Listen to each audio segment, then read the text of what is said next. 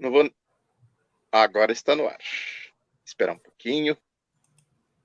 Amigas e amigos, boa tarde. Sejam todas bem-vindas, todos bem-vindos aqui ao nosso Roda de Conversa desta sexta-feira. Hoje é dia 9 de abril de 2021, horário de Brasília, agora 13 horas e 5 minutos, fazendo aqui meio de improviso hoje. Eu não sei se eu vou conseguir ler os comentários, mas pedir aqui para os nossos internautas, como sempre, que mandam bastante comentários, podem mandar, a gente não sei se a gente vai conseguir interagir. Mas temos aqui hoje a ilustre presença do professor Romualdo Pessoa. Boa tarde, professor, seja bem-vindo aqui no nosso Roda de Conversa. Boa tarde, é um prazer enorme estar aqui com vocês. Muito bem, hoje é o dia do gazeteiro, ele fica bravo, chama de gazeteiro, eu estou produzindo literatura brasileira, ele diz, o nosso querido Manfredini, Luiz Manfredini, hoje ele, portanto, não vai participar aqui do nosso Roda de Conversa, mas temos aqui o infaltável Jorge Gregory. Alô, Brasília. Boa tarde, internautas, boa tarde, Oswaldo, boa tarde, Romualdo. Brasília, 13 horas 6 minutos, aqui também, Romualdo, já que estamos pertinho aqui, Goiânia e Brasília. Hoje até começou o dia aqui, não sei aí em Goiânia, mas aqui em Brasília começou assim com cara de inverno lá do sul, assim, um ventinho bem frio, nublado, né? Quase dá vontade de botar um casaco, né? Só que para mim não estava frio o suficiente para isso, né? Mas boa tarde a todos, né? Vamos ao nosso debate de hoje. Muito bem. O professor Romualdo, ele é professor ele é doutor, né? Lá na Universidade Federal de Goiás e é professor também. Como é que é, professor? Eu tô sem informação aqui, mas você poderia dizer aí para a gente você é professor exatamente do que, né? E a instituição. E também é escritor, pesquisador da Guerrilha do Araguaia, nós já vamos falar disso, mas antes disso, diz aí para a gente, professor de socioambiental, a sua cátedra é socioambiental, é isso? Então, vamos lá, deixa eu me apresentar, né? E reforçar a satisfação de estar aqui com vocês, né? Você, Bertolino, também com o Gregory, nesse espaço aqui que nós já nos habituamos a assistir, né? Nessa roda de conversa que sempre traz temas e assuntos bastante pertinentes, né? Tanto da realidade atual, né? Como também de todos esses processos históricos que a gente vive, né? E claro que a gente se ressente de estar vivendo com essa situação, né, de uma pandemia aí terrível, né, e com um governo horrível que piora a situação, né? Uma quantidade muito grande de pessoas que já morreram, né? E cada dia são pessoas também conhecidas, né? Que a gente fica sabendo. Então é lamentável isso. A gente se ressente também pessoalmente disso. Nós e todos que têm empatia e sentimento de solidariedade, né? Então, primeiro, registrar essa situação que nós estamos vivendo.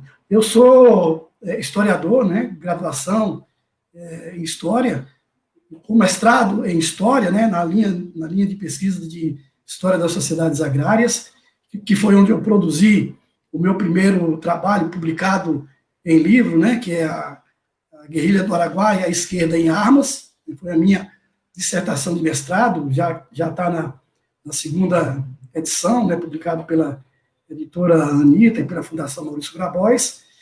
E depois eu entrei na universidade, no curso de Geografia, né, na Universidade Federal de Goiás, e o Instituto de Geografia depois se transformou em Instituto de Estudos Socioambientais, e ali eu sou professor há mais de uma década, né, na área de geopolítica, né, trabalho com geopolítica contemporânea, mas também com geopolítica de biodiversidade e com geopolítica da água, né?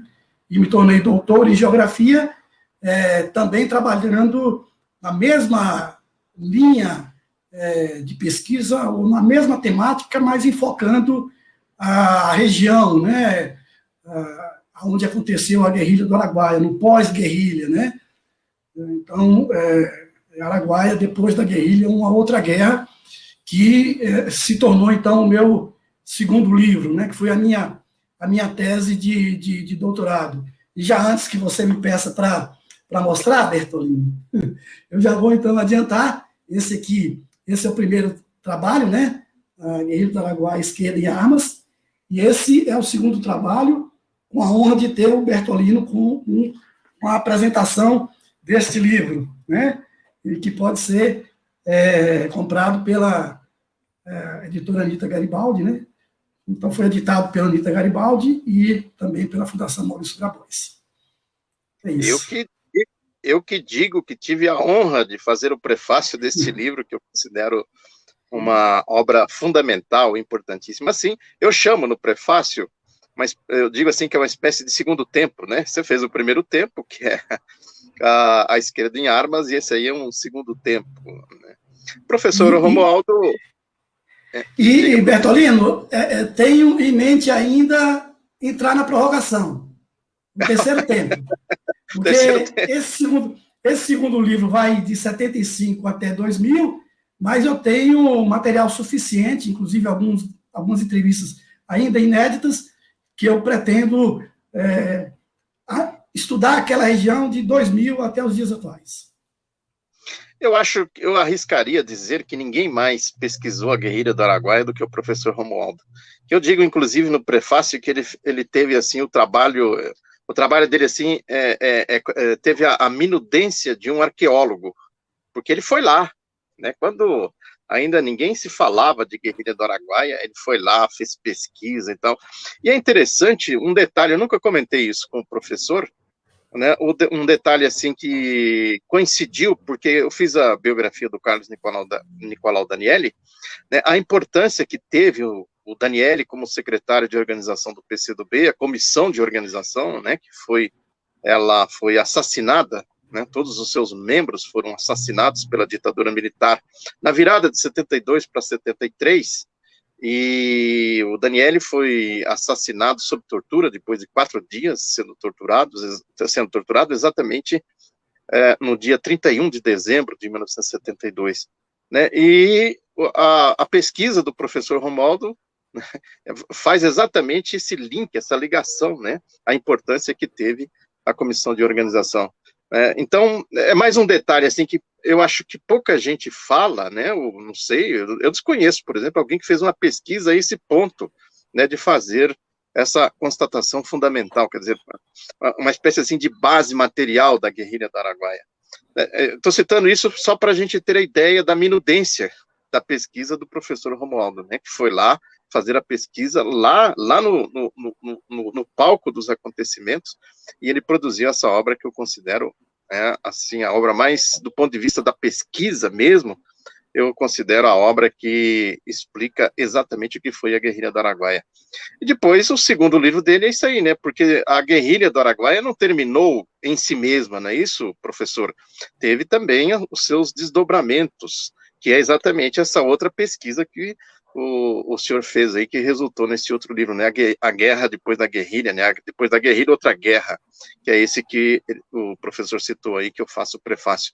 Ou seja, a guerrilha, portanto, ela tem uma dimensão muito maior do que, às vezes, é dito por aí, não é isso, professor, do que se propaga por aí, não é isso? Sim, é verdade, Bertolino, porque a guerrilha começa em 1972, né, ou seja, quando os militares chegam na área sabendo que havia alguma coisa errada ali, algum grupo que estava insuflando ou conscientizando ali a população rural ali daquela região. Há 49 anos atrás, né? Então, dia 12, se não me engano, segunda-feira ou terça-feira, completa 49 anos, né?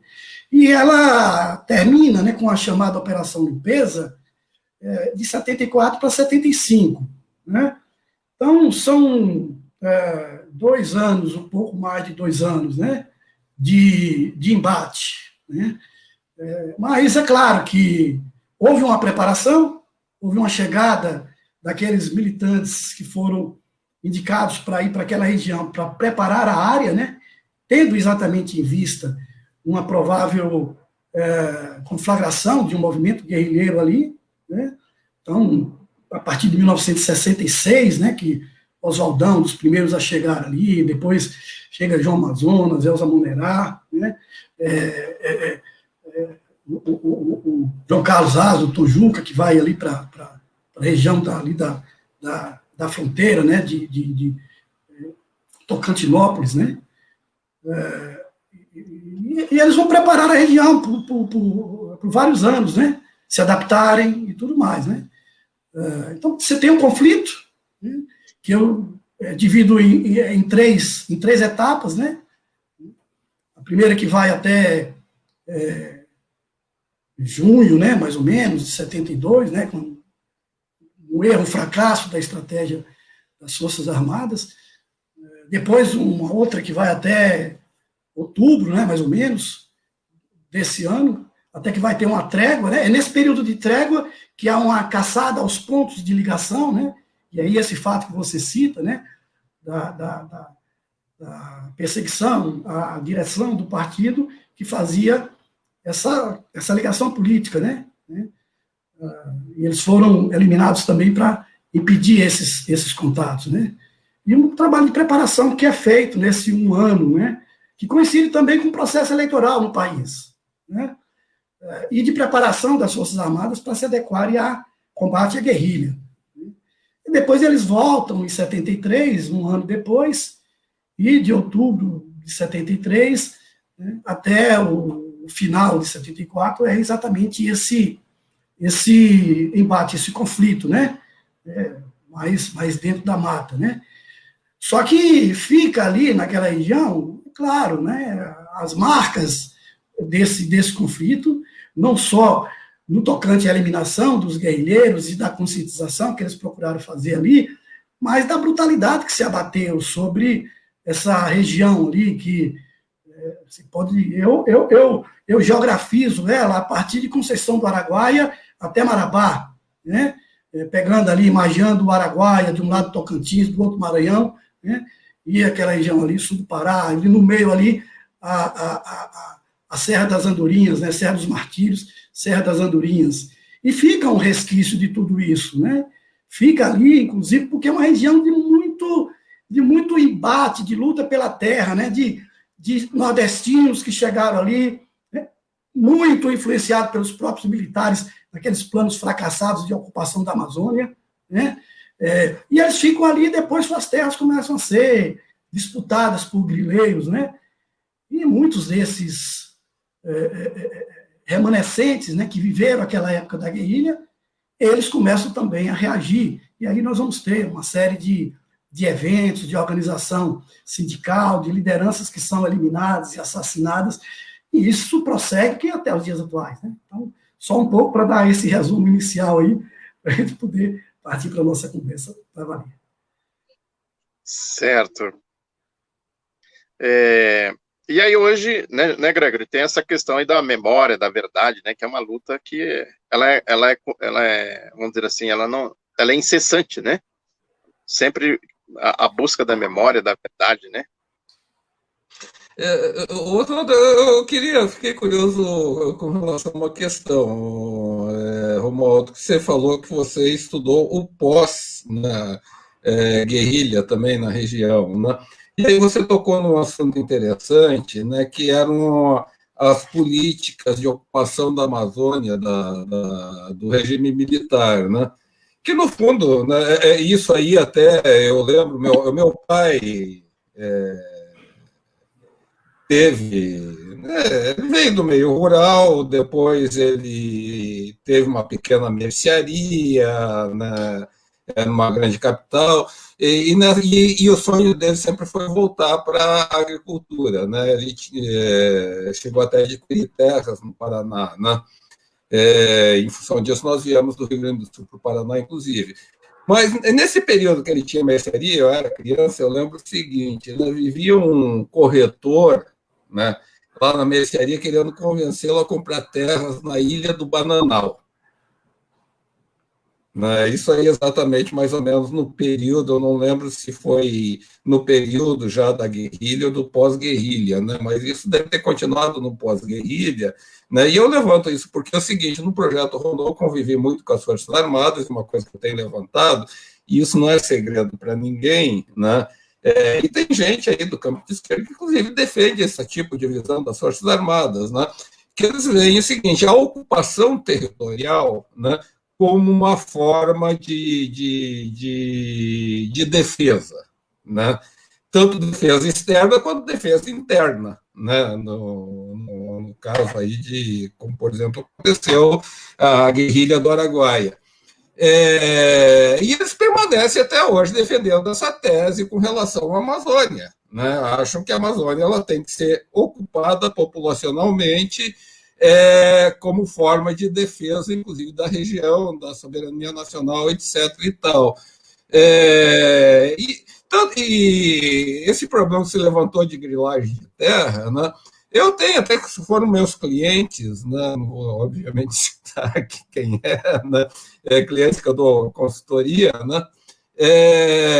Todos entusiasmados, né? Da região ali, né? Não mais para cima, né? No Pará, né? Entusiasmados com o Bolsonaro e tal, né? Porque criticando, né, os governos petistas por terem tirado terra deles para reservas indígenas, etc. e tal, né?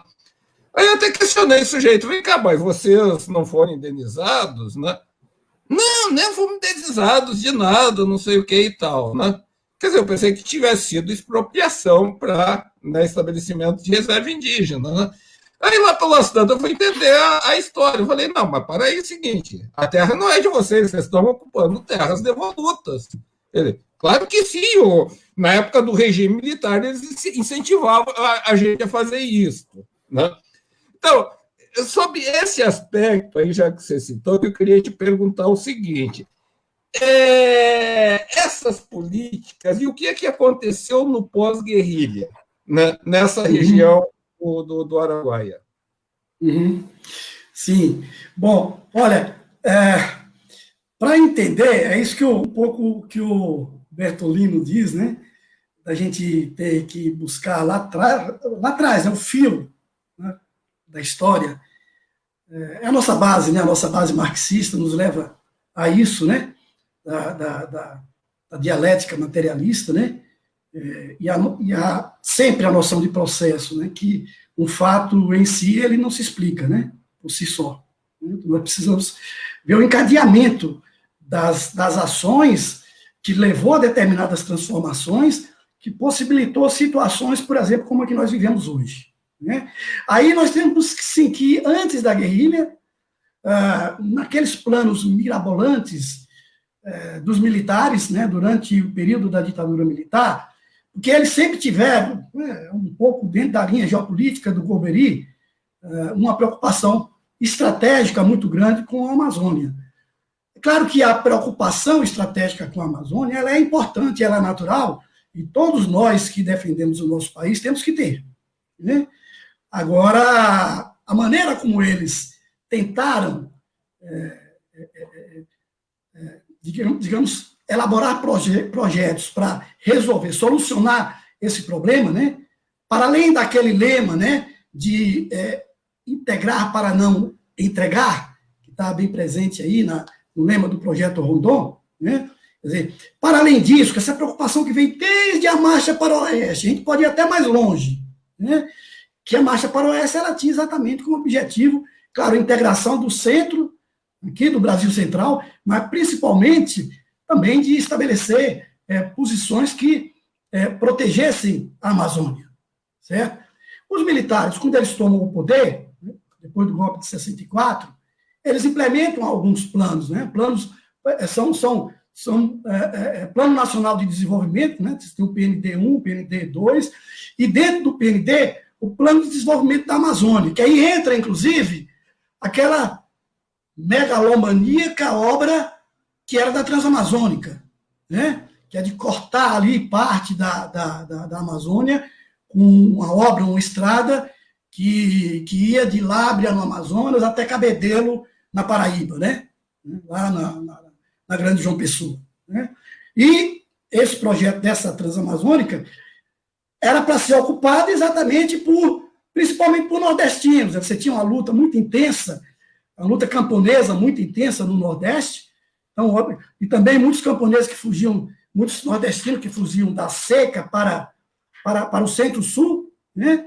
Então, uma forma de segurar os nordestinos nessa área, que seria uma área, portanto, de ocupação nas margens da Transamazônica, né? Por meio de vilas e de agrovilas. A cada 50, 100, 200 quilômetros, você tinha esse tipo de instalação. Esse projeto, ele fracassou, ele não foi adiante, né? Até porque começou a surgir muitos conflitos, né? Em função exatamente da quantidade de pessoas que iam ali e da propaganda que o governo fazia. O governo fazia propaganda na televisão, naqueles programetes que tinha, quando a gente ia para o cinema naquela época. Quem tem a minha idade sabe disso, né? Aquele canal 100, né? Então, sempre antes de começar o filme, passava aquelas notícias, né? E estava lá as notícias da ditadura militar, fazendo propaganda, estimulando as pessoas a irem para a Amazônia, né? Então, houve uma corrida ali à Amazônia, recentemente, inclusive a própria CNN está passando uma série, né, um documentário sobre a Amazônia, e mostra, inclusive, pessoas que permaneceram ali nas condições piores do mundo, né? São vidas que não foram adiante, né? Porque eles mudaram o plano, né, ou o programa, e mudaram quando sentiram exatamente que havia, indo para aquela região, não só um número muito elevado de pessoas que eles não conseguiam controlar, mas como também começou aí militantes que começavam a fazer trabalho político, né? Então, essas informações eles tinham, não sabiam que eram guerrilheiros, né? Então, eles mudam o plano. E no segundo plano de desenvolvimento da Amazônia, ao invés de colocar em prática essa abertura e, portanto, concessão de terras para esses migrantes, eles fazem o contrário, eles tentam atrair empresas, né, para que, por meio dessas empresas capitalistas, elas pudessem investir ali, principalmente nessa região que hoje ela é mais conhecida como ciclo do desmatamento, né, principalmente que pega ali o Pará, né, Pará ali um pouco na divisão com o Amazonas, onde hoje tem uma quantidade muito grande de conflitos, onde lideranças religiosas, políticas e dos que defendem a questão ambiental, eles têm sido sistematicamente assassinados, até hoje, inclusive, né? Esse processo, veja, esse processo de deslocamento dessas empresas para a região, claro, elas chegam e aí entra um processo. São empresas que vêm de São Paulo, são investidores, a Volks, por exemplo, o Bradesco, né? Então, eles começam a ir para aquela região e estabelecer projetos, grandes projetos, né? E junto com eles vão muitos grileiros, né? Grileiros profissionais, pessoas especializadas em grilar terras e passar adiante, né? E passam essas terras. Eu costumo dizer o seguinte, que naquela região ali, né, Bico do Papagaio, entrando boa parte para a Amazônia, né, ali 99% daquelas terras foram griladas, né? Tá, tudo bem. Algumas pessoas, há uma década, mais ou menos, comprou terras ali, mas comprou de quem grilou, certo? Porque aí nós precisamos conhecer a história da Fundação Brasil Central. Olha só. Então, a Fundação Brasil Central, ela foi criada para se constituir no instrumento, no elemento principal da marcha para o oeste, né?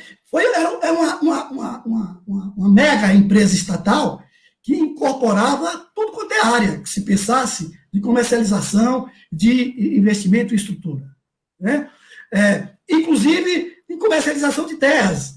Então, as terras devolutas, né, parte de Goiás, do Amazonas, do Pará, essas terras elas passaram para o controle da Fundação Brasil Central, né? Mas a Fundação Brasil Central, ela não resiste ao tempo, né? Então, quando chega o período dos militares, essa Fundação Brasil Central, ela já tinha falido, me parece que até no período do Juscelino Kubitschek, eu coloco isso no meu livro, a memória não me coloca bem aqui a data, né? Então, a Fundação Brasil Central, que era uma mega empresa estatal, semi-estatal, né, ela muitas terras estavam em nome dela, que termina passando, algumas passam para o Iterpa, né? Controle do Iterpa. Então vira uma confusão, né? E é nesse processo dessa confusão que os oportunistas, que tinha esquemas junto a cartórios, junto a judiciário, junto a pessoas, por exemplo, como delegados, né? Eles começam a chegar à região e ocupar essas terras, e a ocupar terras com registro em cartório, inclusive onde tinha camponeses, que já tinham chegado há décadas lá, desde o começo, quando os militares atraem eles para lá, né? Então, aí você tem um conflito que você não consegue resolver, isso do ponto de vista, mesmo quando vem em 1985, 86, quando entra a Constituinte, não consegue resolver. Aliás, ao contrário, é exatamente o momento que tem o auge desses embates, né? Que é quando exatamente cria a União Democrática Ruralista, que foi criada dentre os criadores, esse que hoje é o nosso governador aqui, Ronaldo Caiado, né? E a UDR, ela abertamente começa a constituir milícias para defender esses proprietários rurais, que na verdade eram grileiros, né? E eles se armam, fazem leilões para comprar armas e constituem milícias que se espalham ali por aquela região.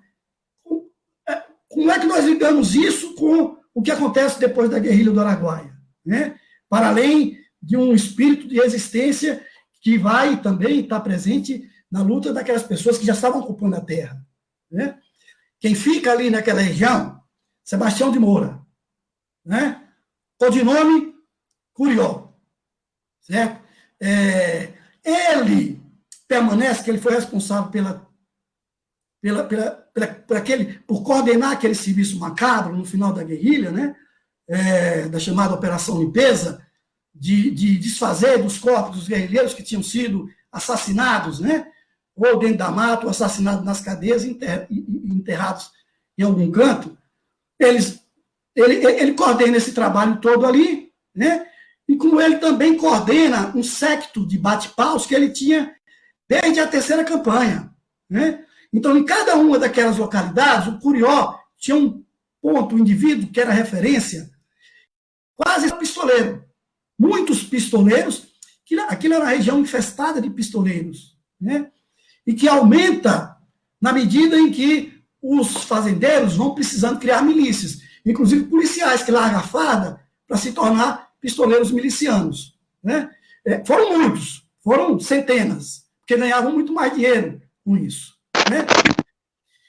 Só para ter uma ideia, e eu gosto sempre de fazer referência a isso, um dos pistoleiros que mais matou gente naquela região era um maranhense que morava ali no Bico do Papagaio, né? Ele matou 492 pessoas, inclusive matou nativo na atividade um sindicalista aqui de Goiás, né? Ele foi o pistoleiro que matou a primeira guerrilheira morta no Araguaia, que foi a Maria Lúcia Petit, né? E foi ele que deu o tiro que acertou José Genuíno.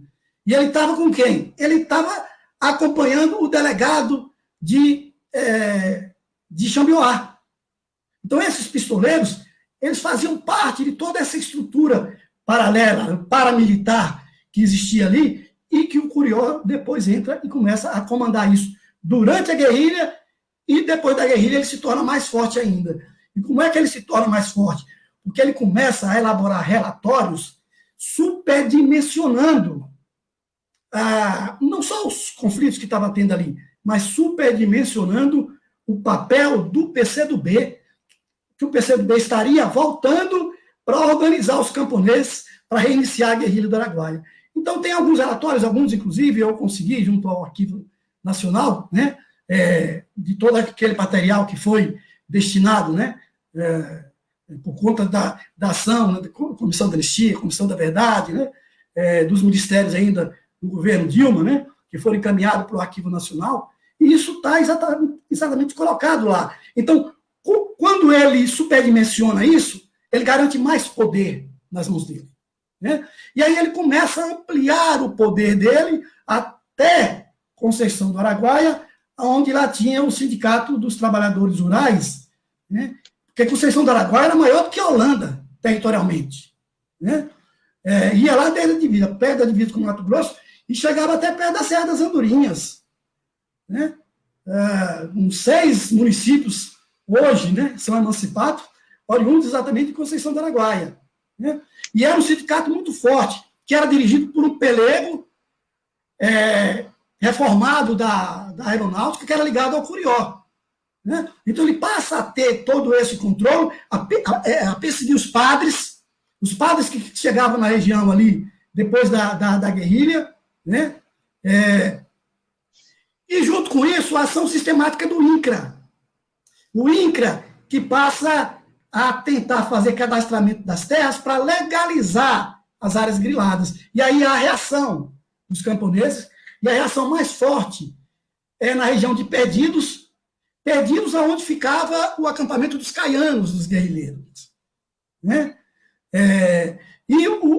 Havia uma ocupação em Perdidos que o pessoal do INCRA chega para fazer um recadastramento das terras, né?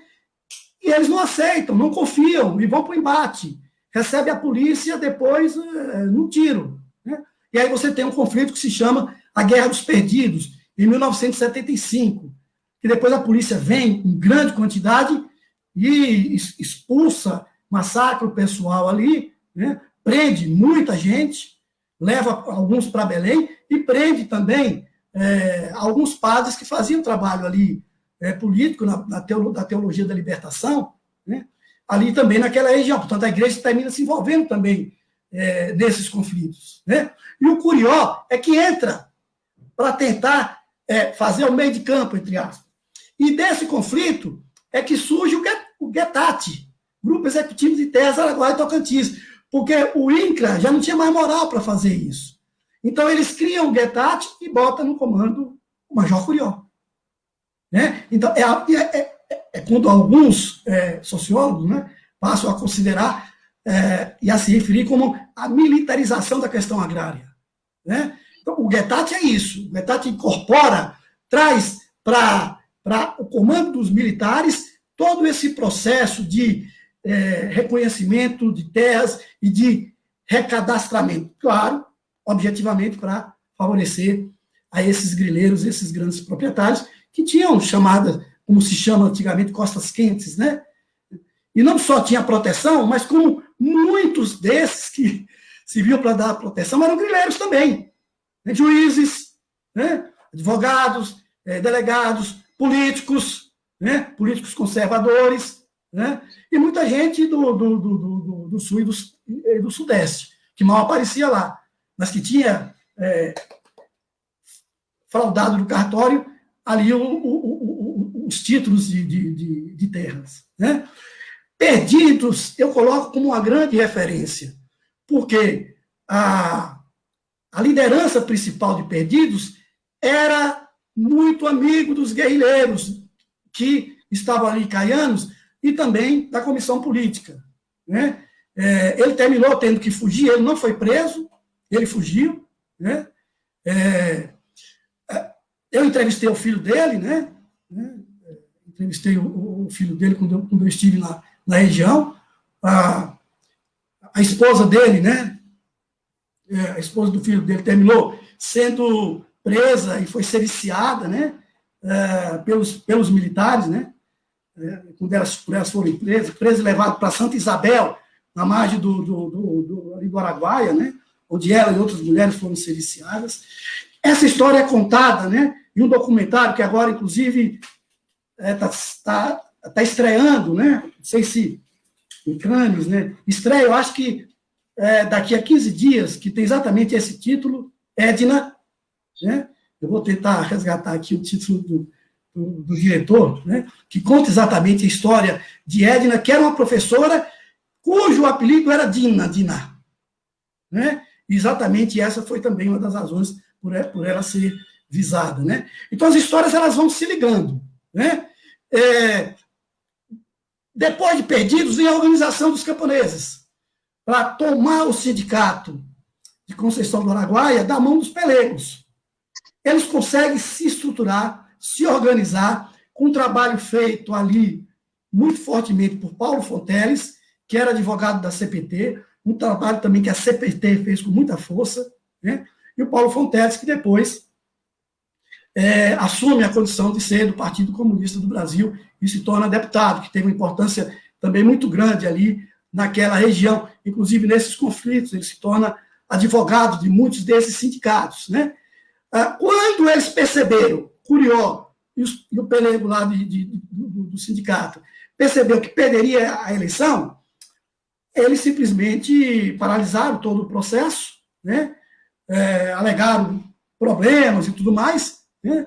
E, claro, isso aí levou a uma reorganização do movimento dos trabalhadores, que se fortaleceu e que tinha na figura de Gringo a sua grande liderança. E uma liderança que ela toma expressão nacional, né? O Gringo, ele foi a São Paulo, inclusive foi entrevistado pelo jornal Tribuna Operária, para arrecadar recurso para a campanha lá no sindicato. Quando ele voltou de São Paulo, passando por Araguaína, ele foi assassinado quando ele estava no hotel em Araguaína, né? Alegaram que tinha sido vingança, mas todo o encadeamento desse processo aí, até porque foi logo depois que ele volta de São Paulo e que a Tribuna Operária publica a entrevista dele e que ele é assassinado, né? Então, em minha opinião, nos meus estudos, ali teve dedo, claro, da repressão comandada pelo Curió para eliminar o Gringo, né? E isso faz com que eles mantenham o sindicato sob o controle deles, né? Depois disso, os trabalhadores rurais adotam outra estratégia, né? Então, ali próximo tem a cidade chamada Rio Maria, que era também ligada à Conceição do Araguaia, né? E eles criam o Sindicato Rural de Rio Maria, onde passa a ter como grande expressão João Canuto. João Canuto, que era uma figura muito modesta, né? Simplória, e por essas características ele tinha uma presença muito forte entre os camponeses, entre todos os trabalhadores, né? E ele se torna uma liderança destacada, né? E se elege presidente do Sindicato dos Trabalhadores Rurais de Rio Maria, e se torna um alvo dentro de uma lista imensa de marcados para morrer, né? O João Canuto, que era animador de atos religiosos, né? Acho que era esse nome que se dava, ele também se filia ao PCdoB, né? E ele se filia ao PCdoB, e outros daqueles liderados por ele, lideranças ali, também se filiou ao PCdoB, né? Os filhos dele, né? Paulo Canuto, praticamente toda a família, né? Se filiam ao PCdoB, né? E outros ali que têm também grande expressão ali na região. Mas eles sucessivamente vão ser assassinados, a começar por João Canuto, né? Então, João Canuto, que fazia parte da lista de marcado para morrer, o segundo que estava na lista, se não me engano, era o padre Ricardo Rezende. Então, depois do assassinato de João Canuto, o padre Ricardo Rezende, que fazia um trabalho importante ali pela CPT, ele é orientado a sair da região, então ele vai para o Rio de Janeiro, se não me engano, ele é professor hoje lá na Universidade Federal do Rio de Janeiro, né? No lugar dele vai o Frei Henri, que continua fazendo também um trabalho muito importante. Infelizmente, ele faleceu recentemente, né? E também estava na lista de marcado para morrer o Paulo Fonteles, né? O assassino teve uma comoção que, dentro de todos os movimentos sociais, de trabalhadores, sindicais, depois da morte de João Canuto, ultrapassou as fronteiras. Foi criado um comitê, né? Para pressionar a investigação sobre a morte de João Canuto em Paris, né? Mas em outros lugares lá fora também, né? Se descobriu quem foi o assassino e quem foi o mandante, né? E eles não ficaram muito tempo presos. Não ficaram, como isso acontecia com quase todos os que eram assassinados. E aí, só para finalizar esse ritmo meio acelerado que eu estou fazendo, esse resumo aqui, para mostrar o que é que virou ali a região, aí eu trago a figura de Paulo Fonteles, né? Paulo Fonteles foi uma figura que tem que ser estudada, né? Eu aqui deixo em aberto aqui para além, claro, de toda a trajetória dele, que já foi relatada aí pelos documentos, né, tanto da Fundação Barros Grabois, né, do PCdoB, né, dos canais de divulgação, é preciso estudar a história do Paulo Fonteles, que seguramente isso estava sendo feito e seria feito, infelizmente, abortado tragicamente pela morte do filho dele, né, o Paulinho Fonteles. Uma perda terrível, né? Eu fiquei muito abalado, porque o Paulinho, ele tinha todo um trabalho feito por toda aquela região, inclusive por onde o pai dele andava, teve um papel importante, né? Em todos esses levantamentos aí, nessas expedições que foram criadas aí nos últimos anos. Mas o Paulo Fonteles, ele foi uma figura que ele teve uma participação importantíssima, inclusive teve na primeira caravana, vocês conversaram aqui com a Diva, né? Nossa, eu fiquei contrariado, porque o som da Diva não estava muito bom, né?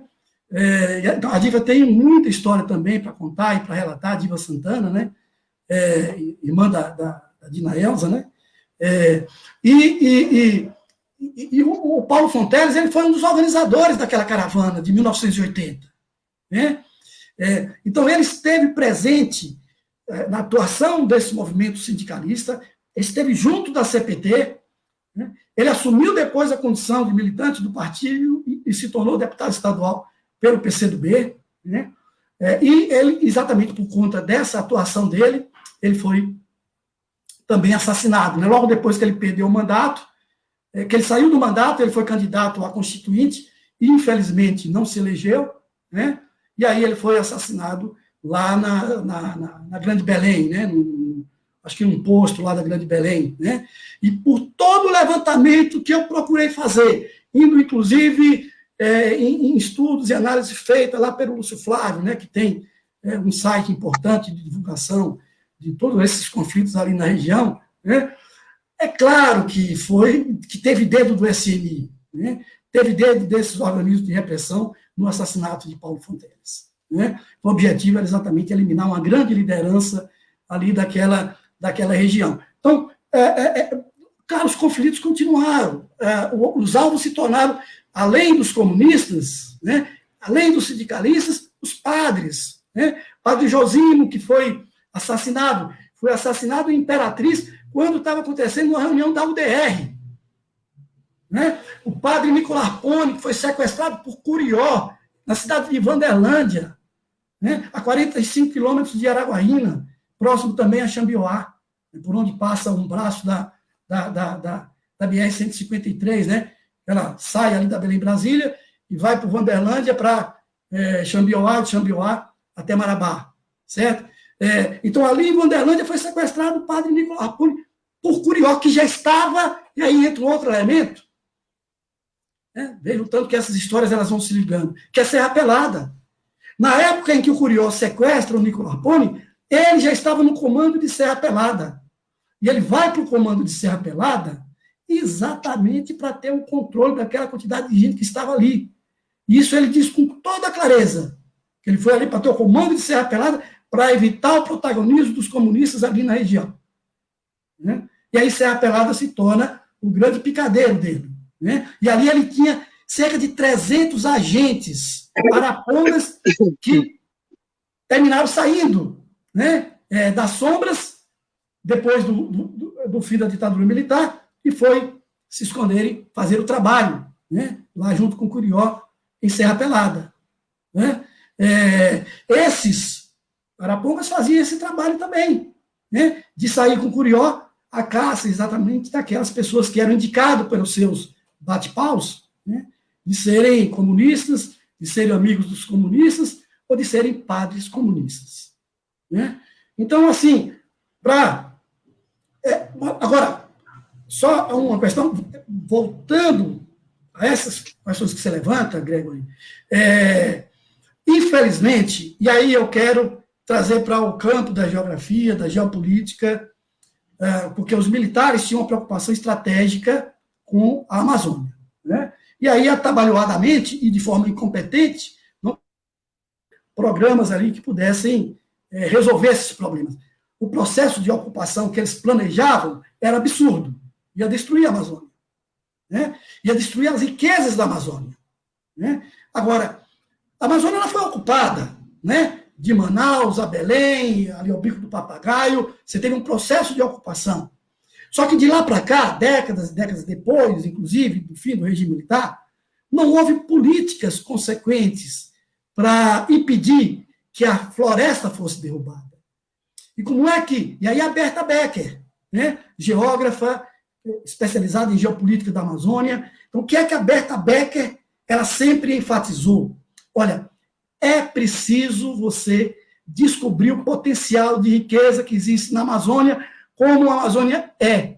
Porque se você não elabora projetos para extrair essa riqueza como ela é, ela vai ser derrubada. Né? Então, a Berta Becker cansou de dizer isso. Né? Projetos de desenvolvimento sustentável para a Amazônia. Ela diz, a riqueza da Amazônia está com a mata em pé. Um pouco era, claro, toda aquela luta feita pelos seringueiros do Acre, lá com Chico Mendes à frente. Né? Chico Mendes, que não era ambientalista, era um defensor da Amazônia, do jeito que ela estava, da Amazônia em pé. Ele era sindicalista. Ele foi transformado em ambientalista depois, pela própria conjuntura, né? E se tornou um ícone dessas lutas ambientalistas. Né? Mas era para manter a floresta em pé. Aqueles empates que eram feitos, que era para proteger as seringueiras, as grandes árvores, para não serem derrubadas, porque a riqueza dela está em pé. A riqueza dela para a região está em pé. Se ela é derrubada, ela não vai gerar riqueza nenhuma ali. Ela vai pelos contrabandistas. Né? E a riqueza vai ser para fora da Amazônia. Né? A Berta Becker insistiu, e muitas vezes, inclusive, ela foi atacada por isso. Porque ela dizia, tem cidades dentro da Amazônia. Então você tem que estabelecer projetos e programas de desenvolvimento para essas cidades que existem dentro da Amazônia. Né? Portanto, para aproveitar o potencial que existe dentro da Amazônia. Para além de Zona Franca, de você estabelecer indústrias ali, para outros mecanismos. Então, a Berta Becker chegava a dizer, a riqueza da Amazônia é maior do que a riqueza do pré-sal. Palavras de Berta Becker, que, olha, de fora, quem está lá fora sabe que o que a Berta Becker dizia é a pura verdade. Então, para fechar aqui, falei bastante. Eu acho que o Oswaldo... Romualdo, acho que o Oswaldo não está conseguindo ler os comentários aqui.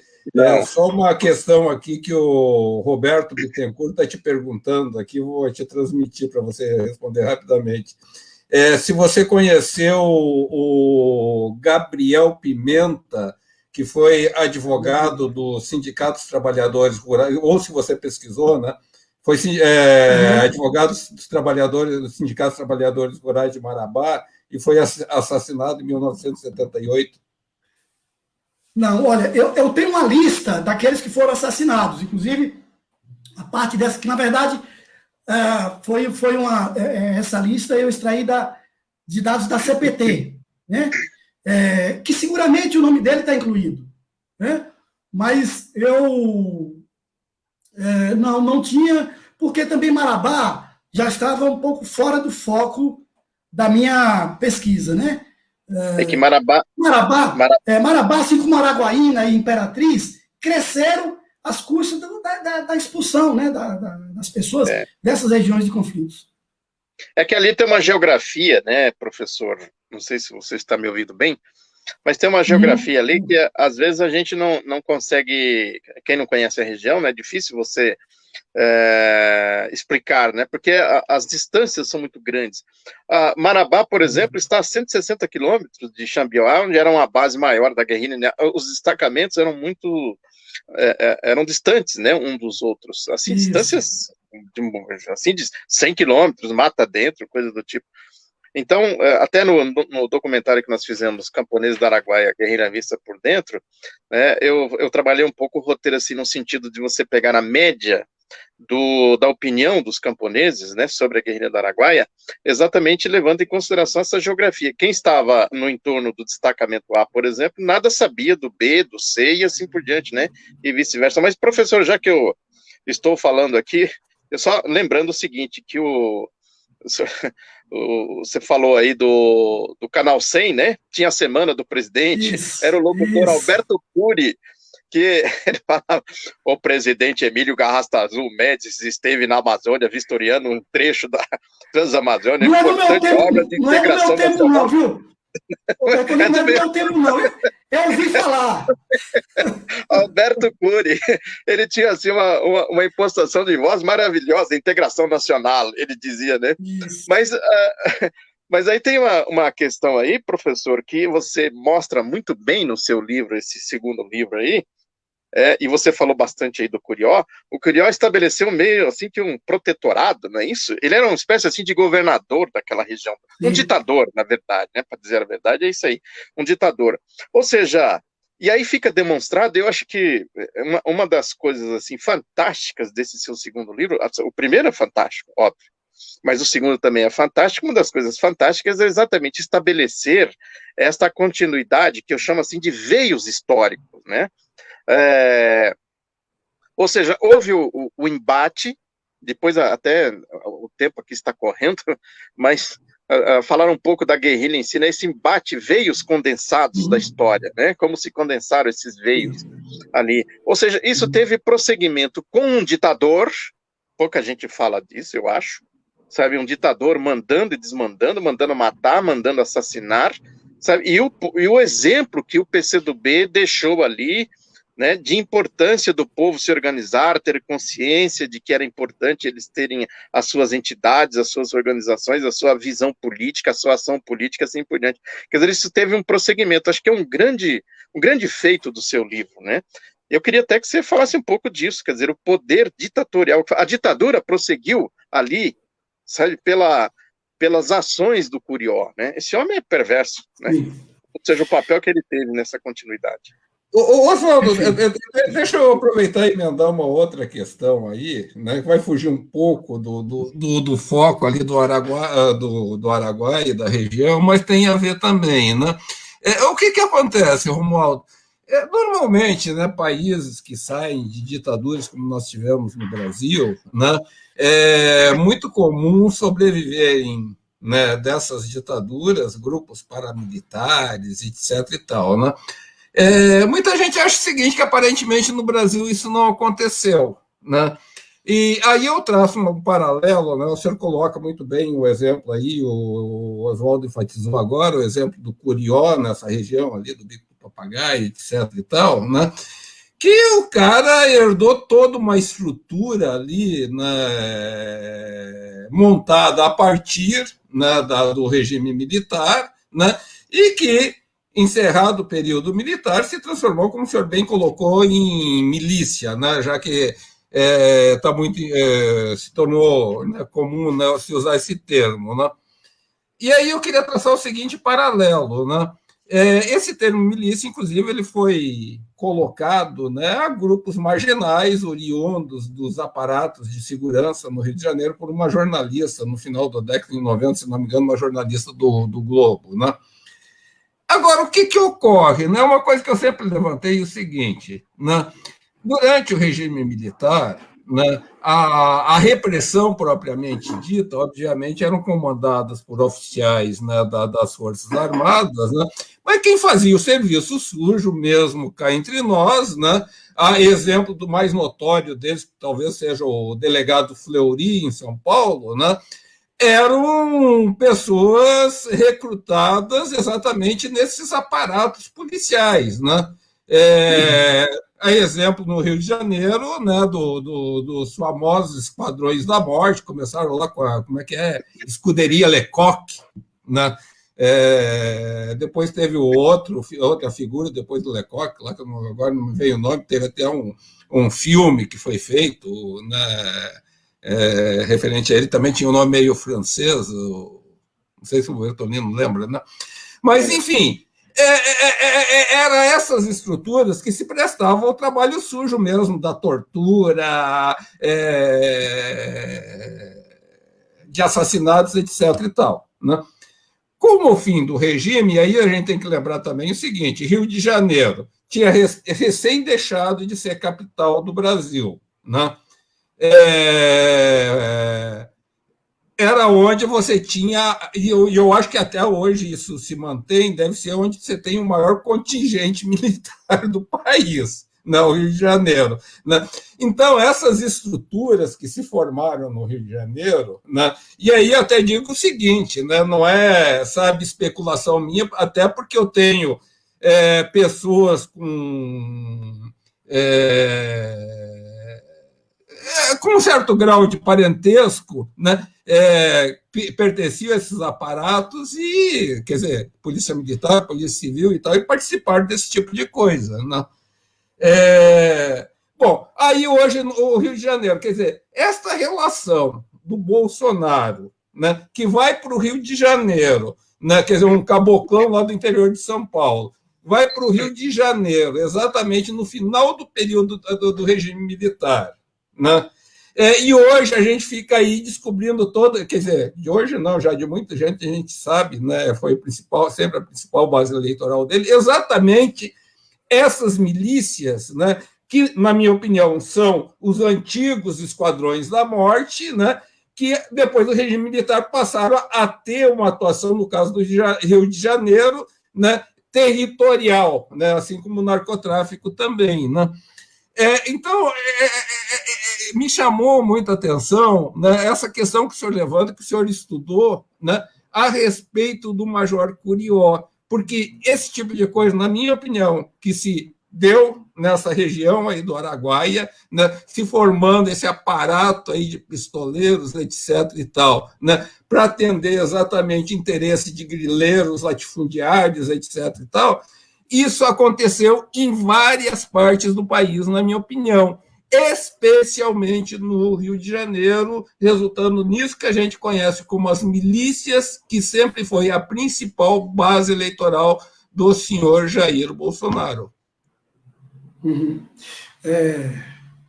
Bom, toda transição de regime, você sai da ditadura, quando você entra numa ditadura, né, essas situações caóticas, é evidente que ela favorece a essas forças, né, que atuam, né, digamos, no estado profundo, né, que nos Estados Unidos se chama de deep state, né. Quem traduziu bem isso foi o próprio criador, né? Foi o Golbery. Ele disse que eu criei um monstro. Né? Então, fugiu do controle, foge do controle, né? E dentro desse monstro estavam personagens exatamente como esse que nos governam hoje aqui no Brasil. Né? Ele sai exatamente dessas profundezas, sai do controle, né? Igual aqueles que tentaram realizar aquele atentado lá no Rio Centro. Né? Então, muitos desses, eles foram para a Serra Pelada, né? E trabalharam lá junto com o Curió. Né? Eu vou voltar a isso depois, Greg, né? Até porque se a gente abrir o leque aqui, nós vamos longe. Né? Mas, assim, primeiro lugar, para dizer aí para o Bittencourt, né, que fez aquele questionamento, que a referência aqui ao Gabriel Pimenta está, assim, aqui, onde eu listo as lideranças assassinadas. Né? Pela informação que eu tenho aqui, que é da CPT, ele foi assassinado em 1982. E o processo sobre o assassinato dele ficou 23 anos em tramitação. Então, também não foi resolvido. Né? Então, foi um dos que foram assassinados, né? E cujo resultado não se obteve, né? Sucesso, né? Para variar. Né? Aí, voltando aqui à questão que o Bertolino coloca, né? Eu acho que é importante a gente resgatar o que é que foi feito, porque muitas vezes, né, os guerrilheiros, né, do Araguaia, eles são vistos, né, como aventureiros, né, não deviam ter ido para ali, é um absurdo, né, seriam facilmente dizimados e tal. Então, em história, quando a gente estuda história, né, a gente tem uma expressão que a gente costuma usar muito, né, para a gente ter exatamente o cuidado quando nós analisamos os fatos passados, que chama-se anacronismo. Né? Então, anacronismo é quando você troca uma época pela outra. Então, você vive em uma época e tenta, à luz dessa época, compreender o que aconteceu em outra época, né? Em situações completamente distintas. Né? Então, uma coisa é você julgar os guerrilheiros vivendo em ambiente de democracia. Você pode ser filiado ao Partido Comunista do Brasil. Né? Você pode sair por aí dizendo que é comunista. Tem gente que não gosta. Né? Aliás, tem comunista demais no Brasil. Eu nunca imaginava que existisse tantos comunistas no Brasil. Né? Porque todo mundo que se opõe a esse governo virou comunista. Né? Precisa passar pela peneira, né? Para saber, de fato, quem é comunista e quem não é. Né? Mas é fácil você ser isso hoje, ser militante de esquerda hoje, você ter opções hoje. Né? Hoje não, porque hoje nós estamos presos nessa pandemia. Né? Eu estou falando do ambiente de liberdade e de democracia.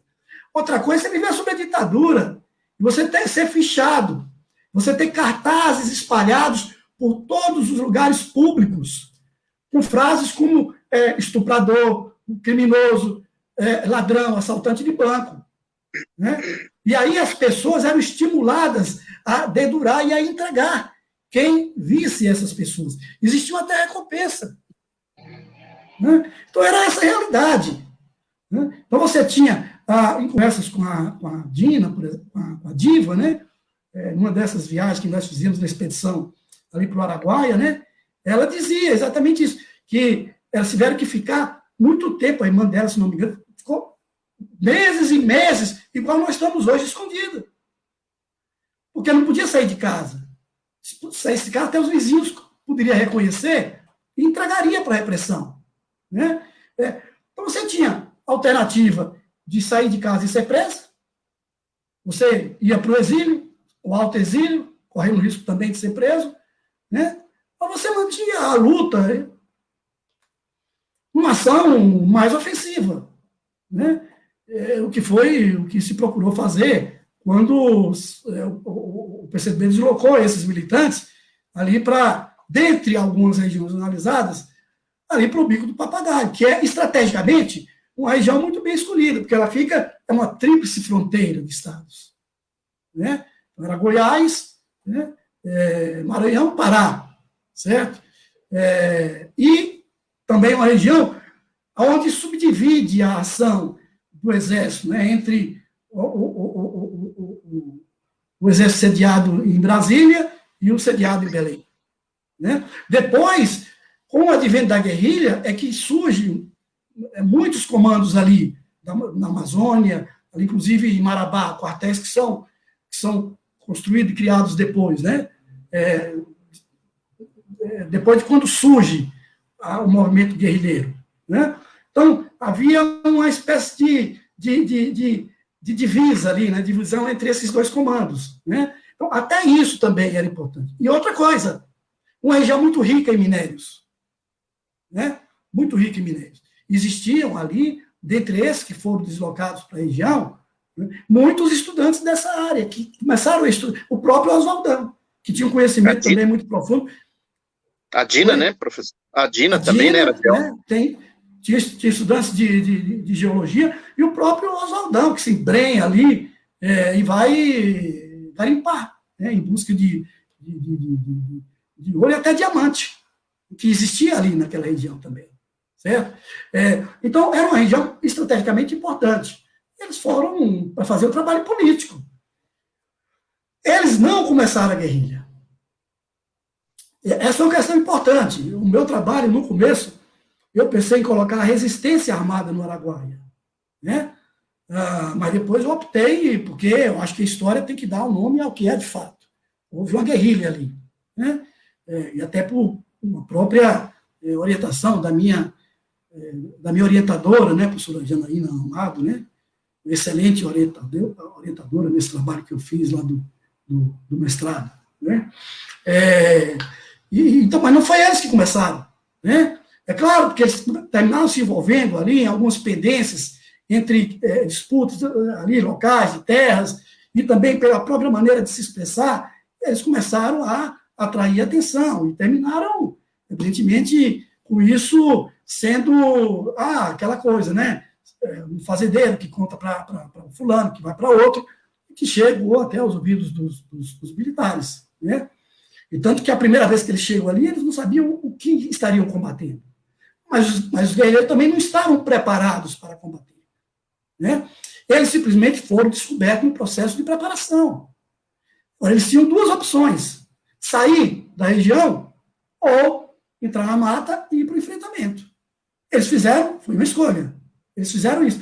Eles tinham outra escolha depois, né? Na terceira campanha, depois da trégua, entre aspas, né? Não foi bem uma trégua, porque os guerrilheiros fizeram o trabalho político e os militares fizeram o trabalho de inserir naqueles municípios ali agentes, espiões, né? E também converter moradores para ser bate-paus deles, né? Mas depois disso, quando há o cerco, que fica difícil eles se abastecerem, que os militares tiram a população ali do entorno ali, né? Porque o pessoal chega, entra um pouco na mata, desmata, né? E faz isso nesses lugares de moradia ali, né? Às vezes você tinha até que passar por... Eu fui na casa de Dona Maria da Metade, né? Nós fomos lá, né? Eu e um outro amigo que também estava pesquisando, depois foi fazer pós-graduação lá na França, que é o Giovanni Felipe, né? Nós estivemos lá na casa de Dona Maria da Metade, né?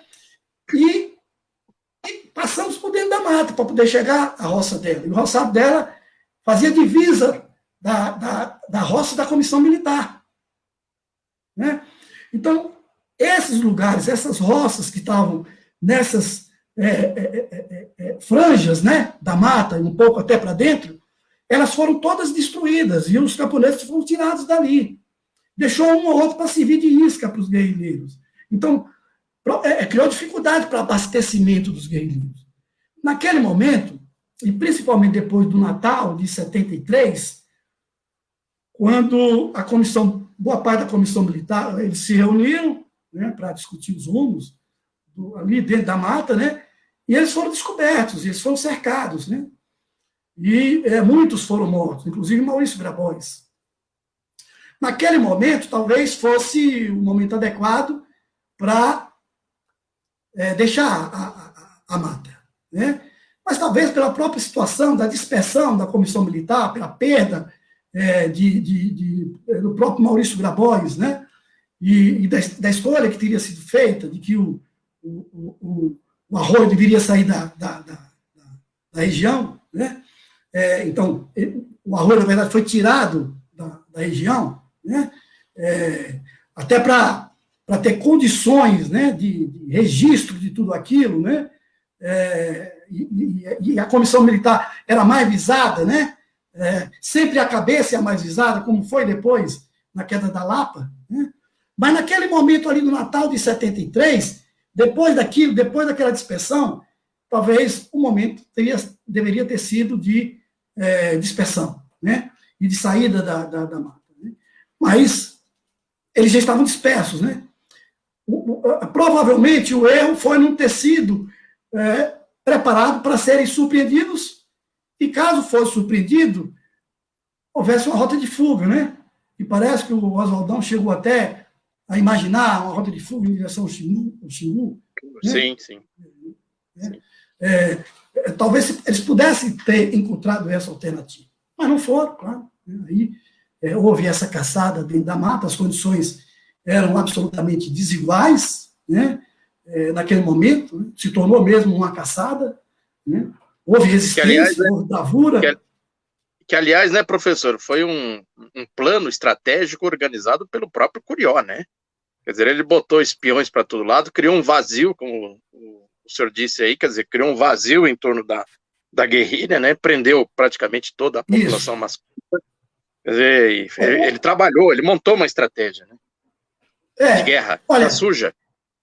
Eu não sei se ele foi o principal responsável por montar essa estratégia. Acho que acima dele existiam outros, né? Mas ele foi o executor, né? O Newton Cerqueira estava lá, né, general? Exatamente, entre outros, né?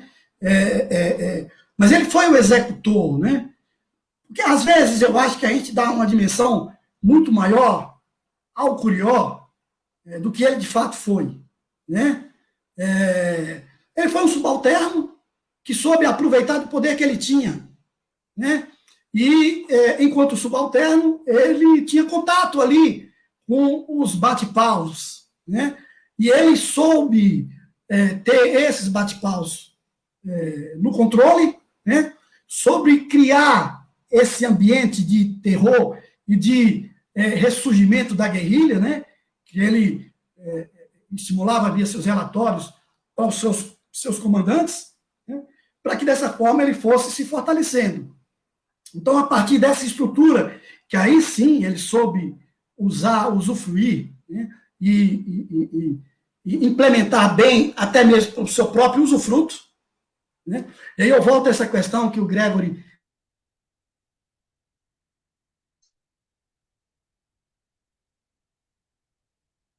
O professor Acho travou, que o Romualdo, né? Travou. Mas é isso. Deve voltar. Ele voltando aí, vamos para o encerramento, que o encontro internacional já recomeçou. Né? Tá bom. Professor Romualdo, não sei. Vamos ver, então vamos ver aqui se ele consegue retornar. Às vezes nem consegue, né? Porque a internet, quando dá esses piripaques aí. Mas é isso, né? A produção do professor Romualdo é muito importante, porque ela tem essa singularidade dele ter ido lá na região, ter feito a pesquisa lá nos dois casos. E isso que ele está dizendo, ele conseguiu reunir uma quantidade de material, né, que daria para fazer muito mais coisas. É igual a gente gravou quando a gente fez o documentário dos camponeses do Araguaia. A gente gravou, eu acho que, se bem me lembro, em torno mais de 19 horas de gravação. E a gente conseguiu usar só o documentário tem 1 hora e pouco, né? E é isso. Você está ouvindo, Grego? Você está me ouvindo? Parece que eu estou congelado. Não, estou ouvindo sim. Então acho que a gente poderia encerrar. Depois a gente pede desculpa para o professor. A gente traz aqui, aí ele me responde a questão que eu levantei. E a gente depois convida ele para voltar aqui outro dia, né? Para a gente. Assim, lembrei agora, o outro policial lá que eu ia citar é o Mariel Mariscot. Ah, sim, ligado ao Esquadrão da Moda. Lá do Jesse Valadão. Exato. Virou filme aí, né? Virou filme. Vamos encerrar então, Gregory. A gente chama o professor para voltar outro dia, né? Beleza. Então, pedir para o Rafael desligar aí os nossos equipamentos. Acho que é o Rafael que está lá. Agradecer o Rafael, agradecer os internautas. E bom final de semana. Segunda-feira a gente volta. Quem sabe em condições técnicas mais favoráveis. Hoje a gente teve problema de toda a ordem aí. Pode desligar, Rafael. Abraço, Gregory. Bom final de semana. Até segunda-feira. Até segunda-feira. Professor Romualdo depois vai ver a gente, abraço também, e depois a gente convida o professor para a gente concluir a nossa conversa aqui. Beleza. Até segunda. Pode desligar, Rafael. Já desligou. É isso.